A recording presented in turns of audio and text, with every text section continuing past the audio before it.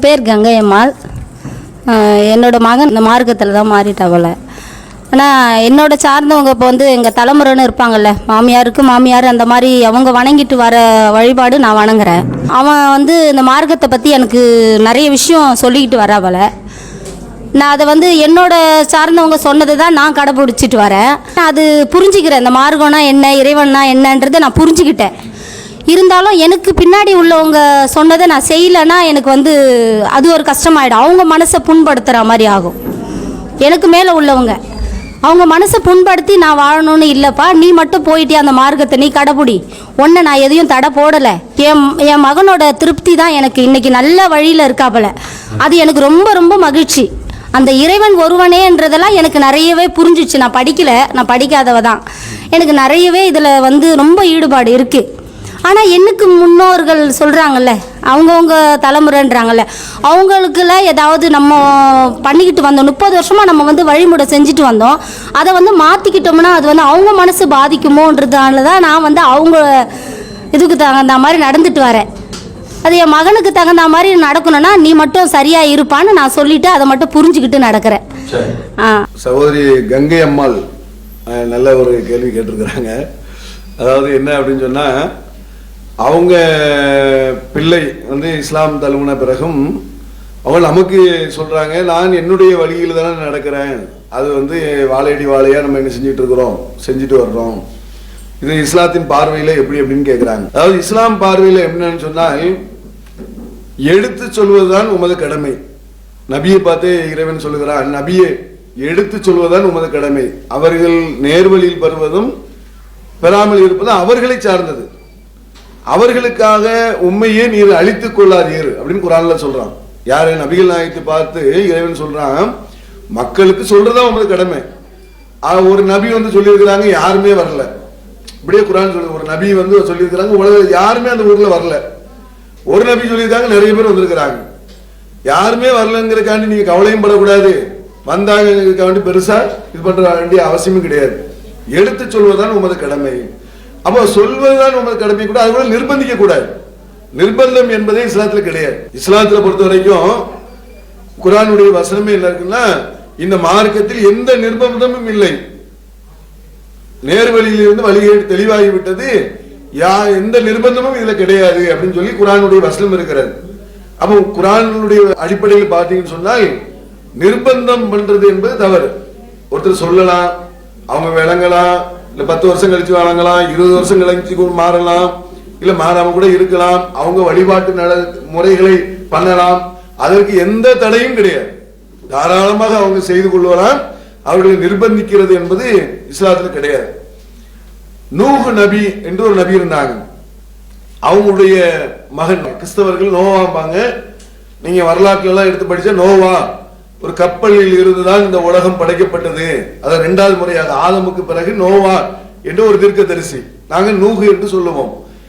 அந்த நோவா என்பவர் அந்த மக்களுக்கு அழைப்பு கொடுக்கிறார். 950 ஆண்டுகள் வாழ்ந்திருக்கிறார். நல்லா விளங்கிக்காங்க. இப்பதான் நம்ம 70 ஆண்டு 60 ஆண்டு வாழ்ந்துட்டு இருக்கிறோம்.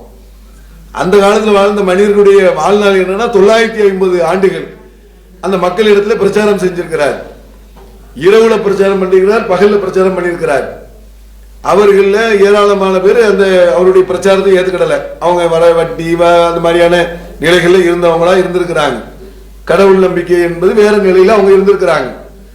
அப்ப கடவுள் என்ன பண்ணிருக்காரு, அவர் பிரார்த்தனை பண்ணிருக்காரு கடவுள்கிட்ட, கடவுளே இந்த பூமியை வானத்தையும் நீ என்ன செஞ்சிரு, அதாவது பூமியில உள்ளவர்கள் யாருமே ஏற்றுக்கல, நீ அவரை பார்த்துக்கணும்னா கடவுள் வானத்துல இருந்து மழையை பொழிய செஞ்சார். பூமியிலிருந்து தண்ணீர் பீரிட்டு வந்தது. பல நாட்கள் மழை பெய்ந்தும் நீர் பீரிட்டு பூமிக்கு அடியில பெரிய ஆறுகள்லாம் ஓடிக்கிட்டு இருக்கு. இது வந்ததுனால என்ன ஆயிடுச்சுன்னு சொன்னா, பெரிய அளவு உலகம் முழுவதும் தண்ணி ஆயிடுச்சு. தண்ணி ஆகி ஒரே ஒரு கப்பல்ல உள்ளவங்க மட்டும் தான் காப்பாற்றப்பட்டாங்க. அந்த நேரத்தில் அவருடைய மகன், நான் சொல்லக்கூடிய பாயிண்ட் என்னன்னா, அவருடைய மகன் நூஹுங்கிறது ஒரு நபி, இறை தூதர். அவருடைய மகன் என்ன செஞ்சிட்டாருன்னா, நேரா மலையை நோக்கி ஓடுறாரு. ஏன்னா பூமியெல்லாம் தண்ணி வந்துகிட்டே இருக்கும்போது மலையை நோக்கி போடுறாரு. அப்ப நூஹ் நபி என்ன செய்யறாரு, கூப்பிடுறாரு, மகனே ஏறிக்க, கப்பல்ல ஏறிக்க, இறை நம்பிக்கையாளர் ஆயிக்கன்னு சொல்லும் போது அவரு நான் மலையில போய் என்னுடைய உயிரை காப்பாத்திக்கிடுவேன்னு போனாரு. அது அழிக்கப்பட்டார் என்று இந்த சம்பவம் சொல்லுது. இப்ப இதுல என்ன அப்படின்னு சொன்னால், ஒரு இறை தூதருடைய மகனை அவர் நிர்பந்திக்கல. ஒரு இறை தூதருடைய மகன் இப்ராஹிம் என்பவர் ஒரு பெரிய தீர்க்கதரிசி. நீங்க இந்த ஹஜ்ஜிக்கெல்லாம் போயிட்டு வரும்போது பெரிய அளவு கூட்டம் பாப்பீங்கல்ல, நீங்க அந்த ஹஜ்ஜி மாசத்துல அப்ப அந்த காபா என்ற ஆலயத்துல ஒட்டுமொத்த முஸ்லிம்கள் 20 லட்சம் பேருக்கு மேல 30 லட்சம் பேர் முஸ்லிம்கள் போய் ஒரு இடத்துல குழுமுவாங்கல்ல, அது இப்ராஹிம் என்ற ஒரு நபியுடைய அவங்க செஞ்ச தியாகத்தை முன்னிலைப்படுத்தி நடக்கக்கூடிய ஒரு காரியம் தான் அது. ஹஜ் பெருநாள் எல்லாம் நாங்க கொண்டாடுறோம்ல, அந்த இப்ராஹிம் நபியுடைய தந்தை இஸ்லாத்துல கிடையாது. இப்ராஹிம் நபி இஸ்லாத்தை பிரச்சாரம் பண்ண ஒரு நபி, அவங்களுடைய தந்தை இஸ்லாத்துல கிடையாது. சரியா? அப்ப அவங்க தந்தை இடத்துல போய் சொல்றாங்க, தந்தையே நீங்க இறைவனை வணங்க வேண்டாமா, நம்ம மறு உலக வாழ்க்கை இருக்கிறது, இறைவன் முன்னால் நீங்க நிறுத்தப்படக்கூடிய நாட்கள் இருக்கிறது, நீங்க இறைவனை வணங்க மாட்டா. அவர் என்ன செஞ்சிட்டாரு, இந்த மாதிரி சொன்னா கல்லால் எரிஞ்சு கொண்டு விடுவான்ட்டாரு. குர்ஆன்ல அப்படி இருக்குது. யாரு? ஒரு நபியை பார்த்து ஆபிரகாம் சொல்லுவாங்க கிறிஸ்டின், நாங்க இப்ராஹிம் சொல்லுவோம். ஆபிரகாமுடைய தந்தை என்ன செஞ்சாருன்னா, கல்லை எரிஞ்சு கல்லால் தூக்கிப்பட்டு நான் கொன்னுருவேன், என்னை விட்டு ஓடிரு அப்படின்னு சொல்லி இப்ராஹிம் நபியை பார்த்து அவருடைய தந்தை சொன்னார். அப்ப அவர் இறைவன் உங்களுக்கு நேர்வழி தரட்டுன்னு சொல்லி அவர் வீட்டை விட்டு போயிட்டார். அப்போ என்ன பாருங்க சொல்லியிருக்கிறாங்க, அவ்வளவுதான் சொல்றதுதான் கடமையை தவிர தந்தை ரிப்ளை எப்படி கொடுத்திருக்கிறாங்க, அடிச்சு கொண்டு விடுவேன், ஏன் வம்ச வழியா நான் வணங்கிட்டு இருக்கக்கூடிய இந்த தெய்வங்களை நீ வந்து வணங்கக்கூடாதுன்னு சொல்றியா, என்னை விட்டு போயிரு அப்படின்ட்டாங்க. போனது மட்டும் இல்ல, ஊர்ல எல்லாம் போய் சொல்லிட்டாங்க எல்லாத்தையும். லாஸ்ட்ல அவர் நெருப்பு குண்டத்துல தூக்கி போட்டாங்க, எரிச்சு பெரிய நெருப்பு குண்டத்துல தூக்கி போட்டு எரிக்கும் போது நெருப்பு எரியாமல் இருந்தது என்ற வரலாறுலாம் குர்ஆன்ல சொல்லப்பட்டிருக்கிறது. அப்ப என்னன்னு சொன்னால், ஒரு இப்ராஹிம் என்ற ஒரு பெரிய நபியுடைய தந்தையே என்ன இஸ்லாத்துல வரல, நூஹ் நபி என்கிற ஒரு அவருடைய மகன் இஸ்லாத்துல வரல. அப்போ இப்படி பெரிய பெரிய நபிமார்கள், முகமது நபி இருக்காங்க இல்லையா, அவங்களும் ஒரு நபிமார்கள் உள்ள கடைசி நபி. நாங்க முகமது நபியை தான் பின்பற்றுகிறோம். முகமது நபியுடைய தந்தை வரல, முகமது நபியுடைய தாய் வரல. எல்லாம் விளைஞ்சாங்க. முகமது நபியுடைய தாய் இஸ்லாத்துல இல்ல, முகமது நபியுடைய தந்தை இஸ்லாத்துல இல்ல, முகமது நபியுடைய முப்பாட்டன் இஸ்லாத்துல கிடையாது. ஆனா அவங்களுடைய பிள்ளைகள் இருந்தாங்க.